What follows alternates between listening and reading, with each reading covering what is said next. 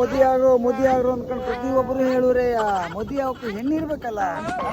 ಸ್ವಲ್ಪ ಜನ ಹತ್ರ ಕೇಳಿದ್ರೆ ಯಾಕಪ್ಪ ನೀನು ಮದುವೆ ಆಗಲಿಲ್ಲ ಕೇಳಿದ್ರೆ ಏನು ಮಾಡೋದು ದೋಸ್ತ, ದುಡ್ಡು ಇದು, ಮನೆ ಇದು, ಎಲ್ಲ ಇದು, ಒಳ್ಳೆ ಗುಣ ಇದು, ಒಳ್ಳೆ ಮನತಾನೆ ಇದು, ಆದ್ರೂ ನಮ್ಗೆ ಹೆಣ್ಣು ಸಿಕ್ಕುದಿಲ್ಲ. ದೋಷ ಇತ್ತೇನಬಲ್ಲ. ಹೋದ್ ಜನ ನಾನು ಪಾಪ ಮಾಡಿದ್ದೀನಲ್ಲ. ಕೆಲ್ಸಕ್ಕೆ ಹೋಗೋರು ಅವ್ರೆ, ಅಡುಗೆ ಮಾಡ್ಕೊಂಬೋರವ್ರೆ, ಸಳ್ಕೊಳ್ಳೋರು ಅವ್ರೆ, ಎಲ್ಲನೂ ಅವ್ರೆ. ಅವ್ರಿಗೆ ಎಷ್ಟು ಕಷ್ಟ ಇತ್ತು, ಎಷ್ಟು ನೋವು ಇತ್ತು ಅನ್ಕೊಂಡೆ. ಮದುವೆ ಆಗದಿದ್ದವ್ರಿಗೆ ಗೊತ್ತು.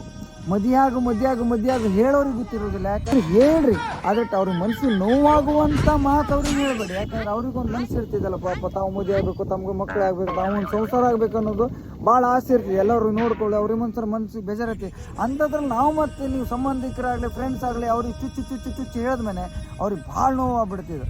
ಮುಂದೆ ದೇವ್ರ ಅನುಗ್ರಹದಿಂದ ಅವ್ರಿಗೊಂದು ಹೆಣ್ಣು ಸಿಕ್ಕಿ ಮದುವೆ ಆಗಲಿ. ನಾವೆಲ್ಲ ಕೇಳ್ಕೊಳ್ಳೋದೇ ಮದುವೆ ಯಾರು ಆಗಲಿಲ್ಲ ಅವ್ರ ಮದುವೆ ಆಗಲಿ ಅಂತ ಕೇಳ್ಕೊಂಡೆ ದೇವರಲ್ಲಿ ಪ್ರಾರ್ಥನೆ ಮಾಡಬೇಕು. ಹಾಗಾಗಿ ಅವ್ನು ಹೆಣ್ಣು ಸಿಕ್ಕೋಕಾಗ ಅವ ಕನ್ನಿ ಸೊಡ್ಲಿಗೆ ಹೋಗಲಿ ಅಂದ್ಕೊಂಡೆ ನಾವು ಯಾವತ್ತೂ ಮಕ್ಕಳಿಗೆ ಕೆಟ್ಟದ್ದು ಬಯಸಬಾರ್ದು.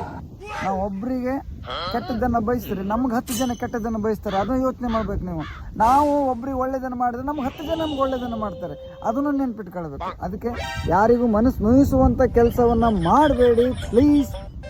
ಹಾಗೆ ನಿಮ್ಮ ಅಕ್ಕಪಕ್ಕದ ಯಾರೋ ಹುಡುಗಿಯರಿದ್ದರೆ ಮದುವೆ ಆಗದಿದ್ದ ನಿಮ್ಮ ಫ್ರೆಂಡ್ಸ್ಗೋ ಜೋಡಿ ಮಾಡಿ ಮದುವೆ ಮಾಡಿಬಿಡಿ. ಪಾಯಸಕ್ಕೆ ನನಗೂ ಕೇಳಿ, ನಾನು ಬರ್ತೇನೆ ಊಟಕ್ಕೆ. ಎಂಜಾಯ್.